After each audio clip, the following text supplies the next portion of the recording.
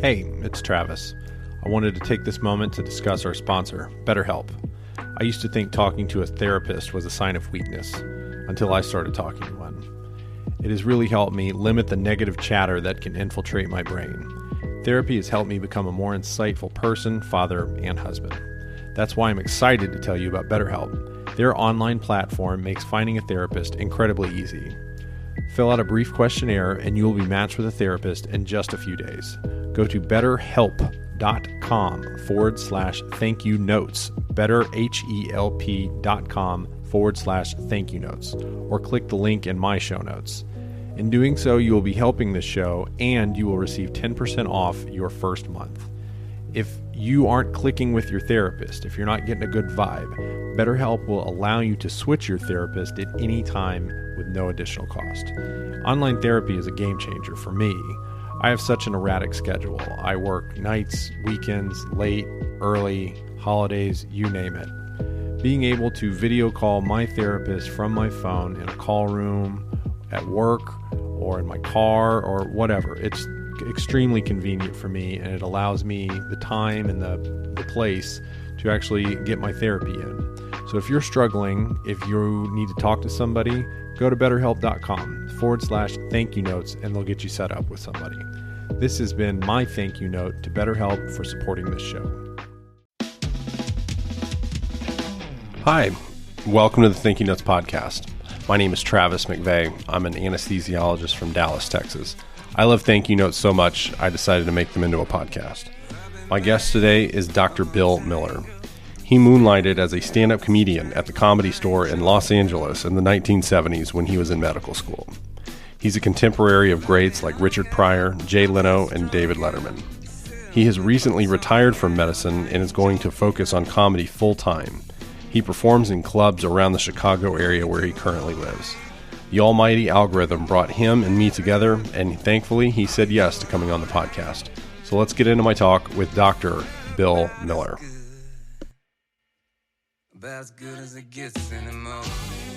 Dr. Bill. Hi, how you doing? Thank you very much for having me.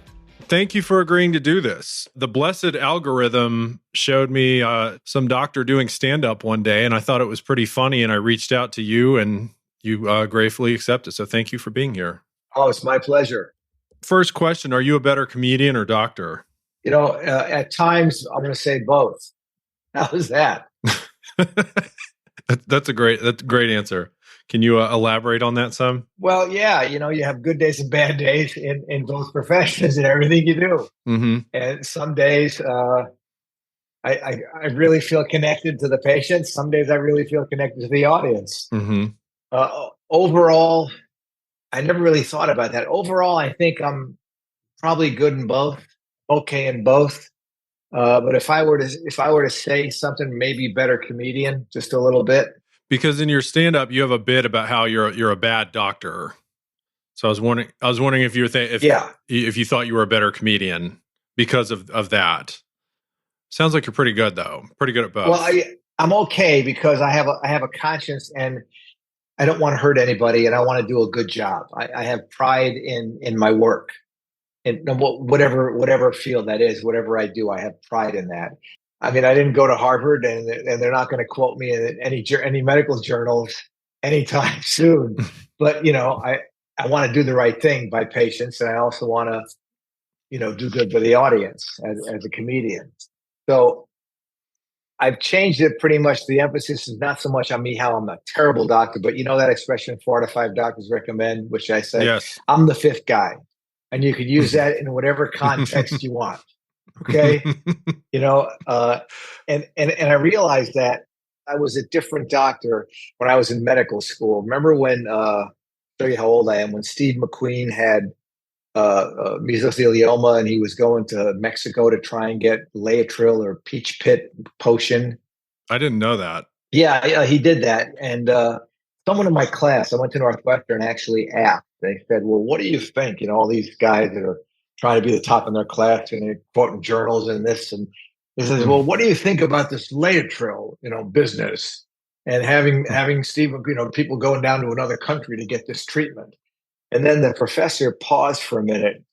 And for some reason, I connected with his eyes.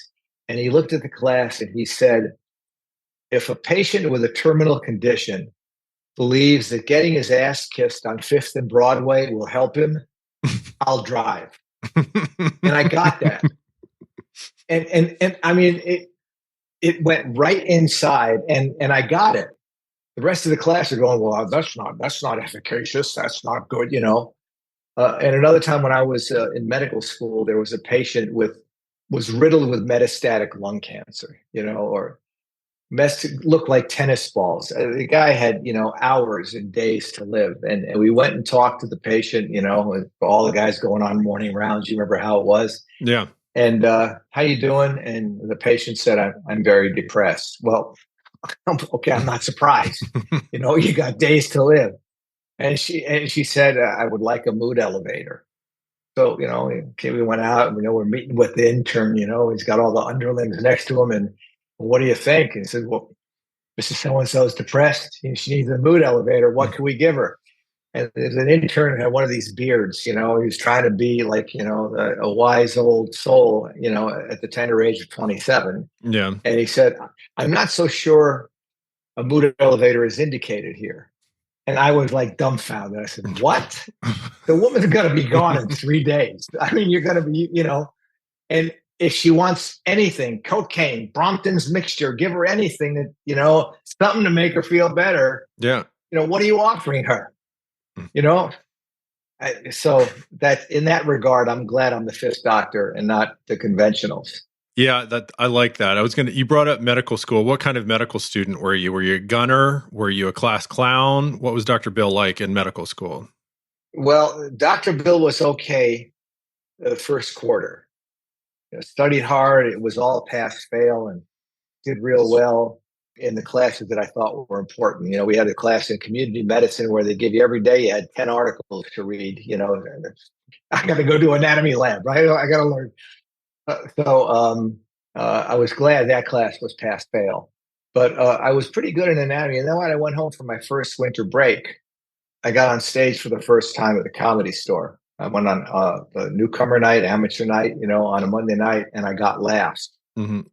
And then I was totally hooked. So when I came back, is this the Comedy Store in LA? Sorry. Yeah, I grew up in Los Angeles. I went to Northwestern in Chicago. So I went home. And I did that, and then I came back to Chicago, and all of a sudden, there's a paper in Chicago called The Reader. It was a community paper, come out once a week, tell you what all the happenings are. And I read them, and they were doing all these showcase clubs.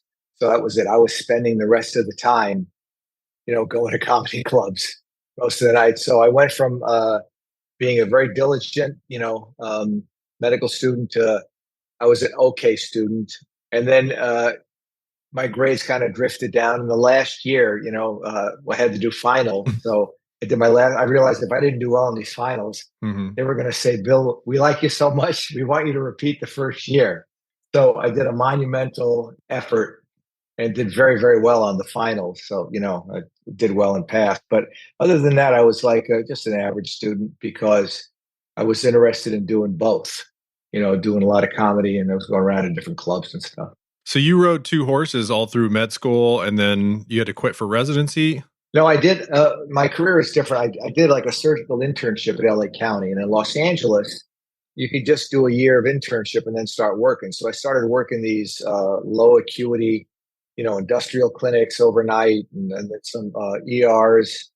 And then I worked some part-time work at Los Angeles County Hospital. They had a couple of emergency departments there, different rooms, you know, depending on the acuity. And I was working at the lower acuity, more of like a surgery center type place, you know, minor trauma stuff. And then I started going to classes, getting hours, and I started working emergency departments. And I started going around and gradually worked up to get board certified and do higher acuity stuff in the ERs around the area. And I did that so I could do some shifts and then go on the road doing comedy. So the only time that was tough was my internship here. Okay. So what's a joke that you used in that set at the Comedy Store that got laughs your first time out? What are some of your early bits? You know, I'm trying to think. God, it's sad, but I almost don't remember. I almost don't remember one of my early bits. I think it was something about having a baby and the difference between guys and girls. And I said, there's a difference when a guy and a girl goes to the doctor and when the woman comes home after she's had an internal exam, she's a little upset, and a guy doesn't know what a woman goes through when she gets an exam. I do, because I've examined you both, which is why I want to do this. I want to pick the people I touch from now on. And I said, but when a woman comes home after an exam like that, it's just like when the doctor says he wants to examine something called the prostate. And then the guys get all quiet. I said, see, all the guys are quiet now. A minute ago he was talking about you, but now he's talking about me. Shut up. And that's the attitude that they had to me as a doctor. They would say, get the glove off your hand and the smile off your face. You ain't touching doc.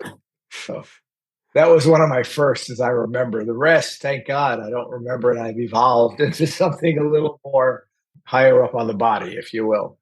So you're working these overnight shifts, and then you're a touring comedian. Like you're going on the road. Yes. Okay. Yeah. Were you like associated with another comedian? And you guys were a opener, middle, and headliner, or just taking gigs where you could get them? What it was back then, there were it was like the ballooning and the burgeoning of comedy. It was like the early '80s. There was a showcase clubs like the Comedy Store, the Improv, and they had another one in Los Angeles called the Laugh Factory. And the LA Cabaret. These were showcase clubs. But then there was a lot of clubs around the country that would have a standard, an MC, opener, middle act, and a headliner. So I started getting work first as an MC opener.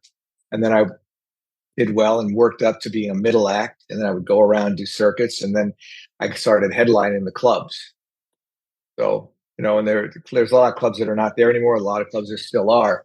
But I went to the LA, the last stop had several in Newport Beach, Austin, and Houston. I did those. I did some clubs in San Francisco, Tommy T's, and there was another one in Santa Rosa, San Jose. There's a bunch of clubs, with Seattle, Portland, Oklahoma City had some clubs. So I started going around. Fort Lauderdale had clubs. New York had clubs. You started doing those and you kept on going around the circuit. So first I was an opener, then I was a middle, then I started headlining. And then I was getting asked back as a headliner. And then I started doing a little television, so things were going okay. And then I got married and had a kid. That ruined everything. Well, I don't know if it ruined everything. I can't say that because if my kids hear it, they're going to be pretty pissed. But it did change. It changed the dynamic of, where I wanted to go. I didn't want to be an absentee dad. I didn't want to be that guy that got the phone call. I'm halfway across the country doing some jokes. And then, she took her first step. She said, Dad, I didn't want to be that. So I gave it up and did more like medical convention type stuff where you're only working once a month to a hospital party and you're making as much as you did being on the road for a month. But, you're losing your art. Yeah. If you know what I'm saying. You're not writing as much. You're not. Back in the day, you do a week's comedy, you do 9 or 10 shows. So you could have an idea on Tuesday, you come out with 2 minutes on Sunday, so, and then it was not as gratifying and fulfilling just doing one show every month. You know what I mean? And yeah. So did you recently retired from medicine, correct? Correct. Okay. So you're a full-time comic now. Yeah, I'm a full-time comic, but I'm enjoying the retirement. So I'm kind of like a retired, and I'm morphing my career comedically to start doing more corporate and medical stuff. That's what I'm gearing my stuff to. So I'm in the process of revamping my website and some of the stuff I do. So do Zoom shows, hospital appearances. That's the route I want to go because no comedy club wants an old guy like me. They want 27, 28, 30-year-old kids, Yeah, I understand. But I guess you're still headlining at Zany's there in Chicago, correct? At least that's on your website. Yeah. Okay. And I'll be at a place called the Kenosha Comedy Club later on this month. And then there's another place somewhere else in Wisconsin. And then I got another gig here. So I'm still headlining those shows. Yeah. But what Zany's is doing now is they're giving comedians like a night, so they get their own headless. So I had a night like that at Zany's last March, and almost sold the place out. And we're going to do it again later on this year. I have to get a date. So that's the way a lot of clubs are going. That's awesome. With comedians. Congratulations. And thank you. And I'm thinking of doing cruise ships. I never thought I'd say that, but I'm thinking of doing cruise ships. Because the audience is as old as me. You go. Well, you could double as the cruise doc as well. You could double dip. Yeah, you can only give out so much Dramamine. Okay, there's only so much Compazine you can give out. Otherwise, I don't want to do that. Yeah. Who are some of your comedic influences? Who got you into stand up? Oh, when I was a kid, grew up in New York till I was 10, and my dad, we watched the Ed Sullivan Show, and I would wait for the comedian. So those guys back then were, Rickles, Hackett, Alan King, and then as I got a little older, it morphed to, it was Buddy Hackett, and then it morphed to Richard Pryor and those guys. And then when I started, before I became a comedian, before I did it, I used to go to the Comedy Store every night as an audience member and just hang out, literally every night. And then you hang out, and then the comedians see you after a while. And I started, they'd be out in front hanging out, and I go out and start talking to them. Johnny Witherspoon was one of them. Marty Nadler was one of them, who ended up becoming like one of the head writers on Laverne and Shirley and Happy Days. Yeah. I think Happy Days was this.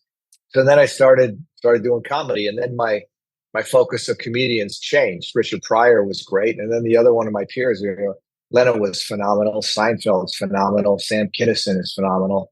Rest in peace. So all those guys, Letterman, Leno, Robin Williams. When you said that you were touring the early 80s, that's probably one of the most populated heavy hitter times. So like the people you said, Leno, Letterman, Seinfeld, Dana Carvey, Kinison, Pryor, Eddie Murphy's getting popular. Right. And I'm sure you ran in those circles. Yes, Richard Lewis. Yeah, as a matter of fact, I was one of the guys that was in the comedian strike. We started a unit called the American Federation of Comedians, and I was one of the founding members of there. It was Letterman, Joanne Astro, Jay Leno, Tom Dreesen. Tom Dreesen was a mentor and still a good friend. Yeah, so I remember sitting at the table with Bud Friedman, who was the owner of the Improv in Los Angeles at the time, talking about it, and at the table with me, Leno, Letterman, Tom Dreesen, and the attorney. I made Bud laugh. He's going, I can't pay you this much, I'll show you the books. And I said, I'm Jewish, Bud. Which set are you going to show us? And then he started laughing. He started cracking up, and that was during my internship. So, but shortly after, and then the AFC was swallowed up by AGVA, which was the American Guild of Variety Artists. And then that was swallowed up by AFTRA. So I got my SAG and AFTRA card doing that. Yeah, but those are the guys I ran with. I remember when I was still middling, and I rode down to the last stop in Newport Beach with Jay Leno every day, sitting in the car. And he is the nicest of guys you ever want to meet. Mm-hmm. Give me some recommendations and stuff, some pointers. Were you driving it on a Duesenberg or No. He had some success. So he just bought he had like a Mercedes 2-seater. I think it was a C250, C280, C350 something. It was the 4-seater 2-door hardtop. Very nice car. Very nice guy. It was great. Do you have a funny bombing story from your stand-up days, your touring stand-up days? Oh, there's a lot of the bombing stories are not that funny. Bombing stories are not funny in general, but like the guys who I started hanging out with in Chicago that I look to as mentors, they said the only thing that you can take home about having a bad show, the only one take-home lesson is that somewhere down the line, you're going to have another one. And I've had some just horrible shows. There was a guy who booked us on a comedy tour, and his claim to fame was he was Lenny Bruce's manager for a while, toward the end of Lenny's career. So he'd hang out at the Comedy Store. He got me and 2 other comedians to go on this tour. And so we went to the NAFTA auditions, all the college bookers, we're sitting there. There's a bunch of kids that are going to hire the entertainment for the year. So we're doing a showcase. So we get a lot of colleges in the Southeast, a lot of the University of South Carolina campuses and a few other places. And rather than sending us home when we had a 4 or 5 day layover, he would just try and get us a booking anywhere. Just, because it was cheaper to stay in the motel and fly back and then return. So we walk into this one bar. And, if you go to a bar, They got the counter, and then above the counter, they have the slides where the glasses are. So we walk in, and the three of us, and said, "Hi, we're here for the comedy show." And it was literally a bar. And the guy took a light that you could buy at Home Depot, one of those round lights you can clip on somewhere if you got to paint or something. He clipped it on where the glasses go. He turned over an apple box in the corner of the bar, not 10 feet away. And he gave us a microphone that looked like it was almost a Mr. Microphone. And he slammed on the bar and he goes, "Hey, we're having comedy." "Okay, go ahead." But all three of us, all three of us were saying, "I'll go first. I'll go first. No, I'll go first." And before, nobody wanted to go first. Yeah. So I'll go first. So that was the most horrible show I've ever had in my life. I enjoy those shows, or I enjoy those stories when comedians talk about odd places to do comedy, bowling alleys. Oh God, it was. Well, I still do a bowling alley. There's a place in Peru, Illinois, called the Super Bowl, and they have some room with an entertainment room, but it's still in a bowling alley. And there's a little window on the side of that where they can pass the drinks in from the main bar. So every once in a while you hear, "On aisle 10, the red pin." That's but the audiences are okay, and and the money's okay. So I fly back. I mean, I drive down and do it. It's a local gig. So yeah. But yeah, I've worked bowling alleys. I've worked. One of the strange ones we had was during the strike time, and everyone wanted to jump on the comedy bandwagon. So you've ever been in LA? There's a Century Plaza Mall. Mm-hmm. There's two big buildings in the center of this mall, and there's a plaza. This is noontime. People are walking from their office to different restaurants. They put up a stage. Go right ahead. We're doing comedy. So that was not pleasant, no. But it wasn't as bad as that bar. And I remember it was me, Bill Kirkenbauer, who you might have heard of, and I forget who else. Is one other comedian. And that was a lunchtime. Everyone's trying to do 20 minutes and, talk about, and, the thing about comedy, that's why the Comedy Store works so well, is it's black and there's a spotlight on the comedian. So there's no other focus. You can't look anywhere else and see anything. Well, can you imagine outdoor, planes are flying overhead, people walking around, dogs are barking, and there's this comedian going, go up there and try and tell jokes. It was less than optimal. Yeah, I think there's some definite rules for when comedy should be performed and when it shouldn't. And I think daytime is really hard for comedy. Yeah. Outdoors is very, very hard for comedy. Yeah. And I think you need a room with a low ceiling, good wall, and good walls with not a lot of stuff on it, so the laughs can reverberate. Yeah, I mean, you can do daylight comedy if you have a comedy sketch team or something like that. Something other than true stand-up. If you're a monologist, you got to have dark. You got to have the focus. What's your favorite room to play?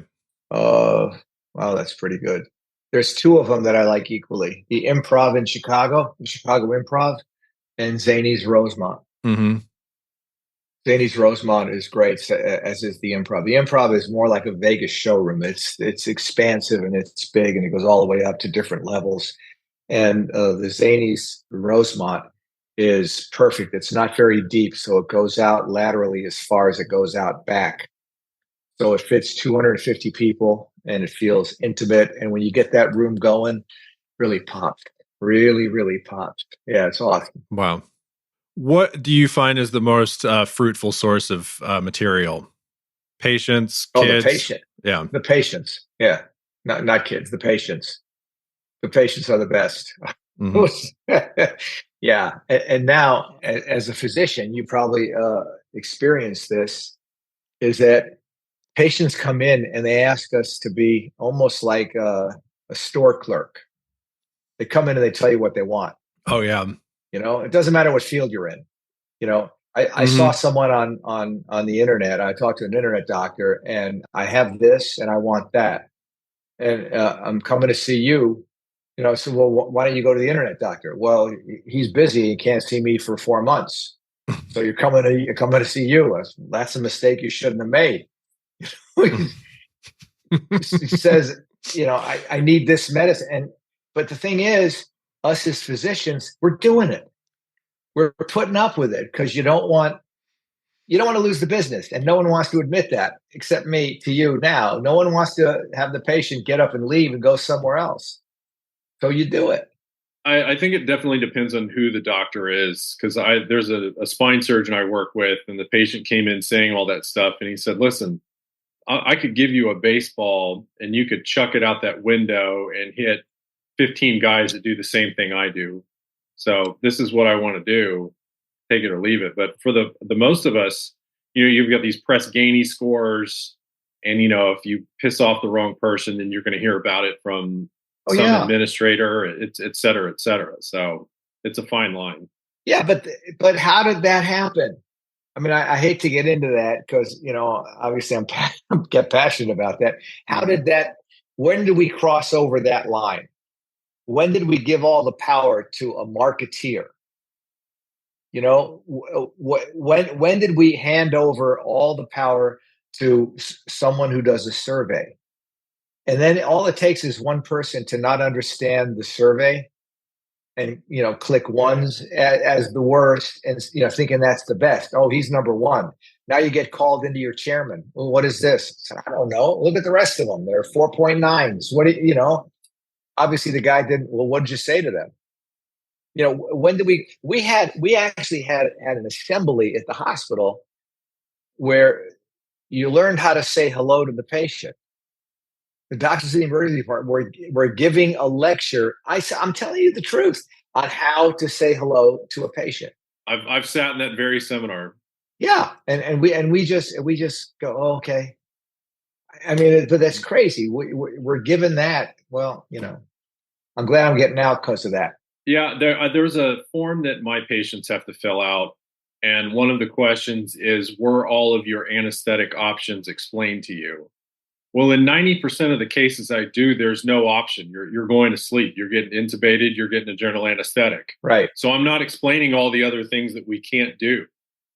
So they've, always, well, no, Dr. McVeigh only said we could do this thing. So I guess I got to rate him poorly in this. And so I've got this horrible score under explanation of anesthetic option. It just makes zero sense. I'm an anesthesiologist also. Did you know that? I did not know that. Yeah, I did ER for the first part of my career, and I got burned out and went back and did anesthesia. But I talk mainly about being an emergency doctor because there's more fodder for material. As an anesthesiologist, you got a couple of jokes, and then you're pretty much done. You can write 5 minutes and then sleep. Okay, good. But I know exactly what you're saying. Isn't that why people come to a physician? They come for our knowledge, and you can explain all those things. And we had to do the same thing. So we can push someone the way we want them. I can take this big needle and put it in your back. And then, you're going to be asleep from here to that. You'll still hear some stuff. Oh, I don't want to hear anything. Okay, well, I think we should go to sleep. And then you get a good mark because, he explained everything to me. I didn't know you were an anesthesiologist. I thought you were just an ER physician. That's interesting. See, just an ER physician. See, I said that? Just an ER physician. No, you're both. No, I was double boarded, but I let the ER elapse. Before we get into thank you notes, what's a good patient encounter, a funny patient encounter you've had recently, or one that sticks out for you? I can't remember specifically because I try and joke with a lot of the patients all the time, and I do it. It's almost like doing crowd work when I'm on stage. You got to pick who you can mess with. So, you got to feel the patients out. I'm sure in your pre-op visit, you can see if someone's joking around or laughing, if they're looking kind of hippie-ish, they got a marijuana leaf on their sleeve. You go, I'm going to give you some little medication to take the edge off, and because I like you, I'm going to go slow. They go, oh, doc, thank you. They like that. Other times, I say stuff because you asked me like what my go-to joke was. If I like the patient and I think they can handle it, I go, I'm really glad you're having this procedure done. I said, because if I do 2 more of these, I get my certificate, and my family's going to be so happy. I'm the first person that went past welding school, in my family. They laugh. Other times I'll say, why'd you go into medicine, doc? Well, it was part of my parole. I had to do something for people. I might steal that one. Okay, go ahead. I had a lady ask me the other day, she said, why did you become an anesthesiologist? And I said, hubris. Yeah, it's funny. Did she get it? No, she was just kind of puzzled. Yeah, well, she doesn't want to hear about like, oh, I really like pharmacology and physiology and all that nonsense. She don't. No, what they want to hear is, I don't want to talk to you. I want to talk to you for this 2-minute deal. Yes. And then I don't want to talk to you anymore. Mm-hmm. They don't want to hear that. I did tell when I was a resident, this lady was really mad, and she's like, because I was young looking back then, and she said, I got to get better insurance. Like I got some Doogie Howser MFer like putting me to sleep. How old are you? Like 16? And I was like, no, I'm 25, 26, whatever. It's like, oh God. Yeah. So she goes to sleep, and then I thought I'd mess with her. And so she wakes up, and I was like, Natalie, or whatever her name was. And like, what? Like, oh my God, you've been asleep for 6 months. We couldn't wake you up at the end of this procedure. And she's like, are you kidding me? Oh my God. And it's like, no, I'm kidding. Everything went fine. I just walked out. You should have woke her up and said, you've been asleep for 2 years. I'm now 28. I couldn't go anywhere for 2 years. Oh, what do you want to do? Let's do some thank you notes. Okay. Do you write thank you notes regularly? Rarely. If I do, or I have an event where I recently wrote some. It's the first time in a long time because my significant other, we're not married, but I call her my wife. She did a retirement party for me, surprise retirement party in Las Vegas. Yeah, it was. It blew me away, and she invited some people down, and they gave me retirement gifts, and I hand wrote a thank you note to each one of them. Other than that, the last time we got married, when I got married was 1987. I wrote thank you notes to that. And that's about it. I don't remember. People give me gifts out of the blue once a year, every couple of years or something. I'll get something that touches me and I'll write a thank you note. A lot of times I'm like everybody else. I call them up and go, oh my God, thank you. Thank you so much. I mean, the art of writing is sadly gone. And I don't like it because I got fancy fountain pens that I used to like to write with back in the day. Oh, you're a pen guy. Yeah, I am, but you can't write because the paper they use in the hospital now is not really paper. It's this synthetic composite stuff. The ink doesn't stick on it. Yeah, you need a high cotton content. Yeah, exactly. All right. Well, I wrote you a thank you note, Dr. Bell. It says, "Dear Dr. Bell, I think an appropriate title for your next special should be Everything Your Doctor is Feeling But Is Afraid to Share. Probably too long, but you can workshop it. Thank you for being so real. I can empathize with much of what you talk about in your act, and the fact that you get lay people to laugh at it means you're doing it well. Please keep posting more clips and bits. They're hilarious. Thanks, Travis." Oh, that's great. Thank you. Yeah. And I wrote a generic thank you note because you made me think about this. I wrote, thanks. It's something we learn to say as little children along with please. What do you say? Please. To get something. And then what do you say? Thanks. After you got the thing you wanted. After a while, it becomes a reflex. Something you say without any thought prior. It just comes out. We've been conditioned to say that. I think a reflex is not enough to convey real gratitude or emotion to someone who means a great deal to you. Someone who keeps you upright, focused, has your back and your heart at the same time. Someone who stands beside you and walks hand in hand with you as you both navigate life in good times and bad. To my partner in life, a reflex doesn't do it. To that wonderful person, my partner, my confidant, my pillar of support, thanks doesn't do it. And to that wonderful person, I say, thank you for all and what you do. Now, what are you making for dinner? That was nice. I like it. Thank you for thank yous and your partner. Thanks for let me write that. I got to give this to her. I'm not going to throw it away. I'm going to give it to her today. All right, Dr. Bell, one last question for you. If you could open for anyone alive or dead, who would it be? Richard Pryor. Why? I think he was the best. Mm-hmm. He was the absolute best. There's a lot of great comedians, from the old guys, the Buddy Hackett, Alan King, Don Rickles generation, to the Lenos, Lettermans, and all that. But Richard Pryor transcended any boundary, cut across societies, different people, and he did it. Some people don't like his language. I don't care. Once you look past that, the subject matter, the content, the stuff that he was talking about is real, totally real. and I like that. Mm-hmm. Did you ever meet him? Yeah, at the Comedy Store. He was working on one special, and all the comedians would go hang in the back, and he was like, all of a sudden I looked next to me, and he's there. And Marsha Warfield was a good friend of mine. She's the clerk in Night Court. Night Court, yeah. Yeah, she's a good friend of mine. She was working on the Richard Pryor show when he had that show. Was it Fridays or something, or whatever that show was? I think it was Richard Pryor show was the name of it. And so he was at the Comedy Store working on his special, and I saw him take ideas, almost like a sculptor, take a wad of clay, and he went on every night for about an hour for a month. And he took an idea, talked about it. You see him the next day, it looks a little better. Next day, it looked better. Now it's shaped, now it's polished. And at the end of the month, it was a killer hour, just to kill it. And I was in awe.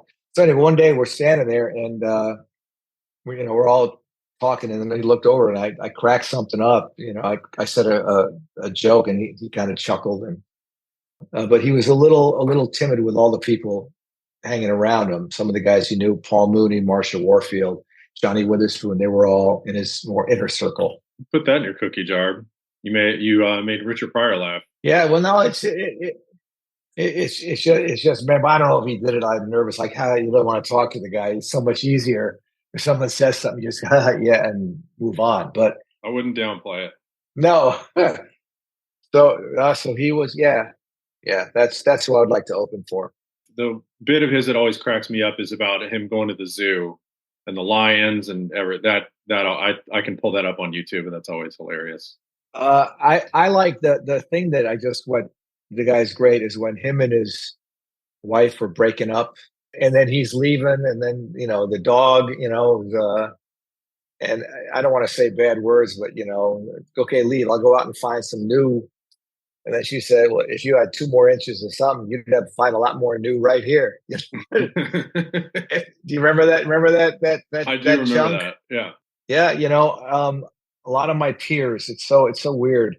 I get reflective now because I retired. A lot of my peers that didn't do something else, just did medicine all the way through, have a lot more material things accumulated.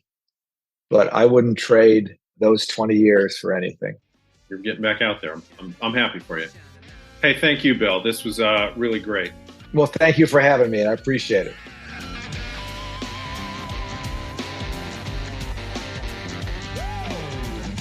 Big thank you to Dr. Bill for coming on. Please follow him on all of the socials. Instagram, he's at Dr. Bill Comedy, DRBILL Comedy, or TikTok, it's the same handle.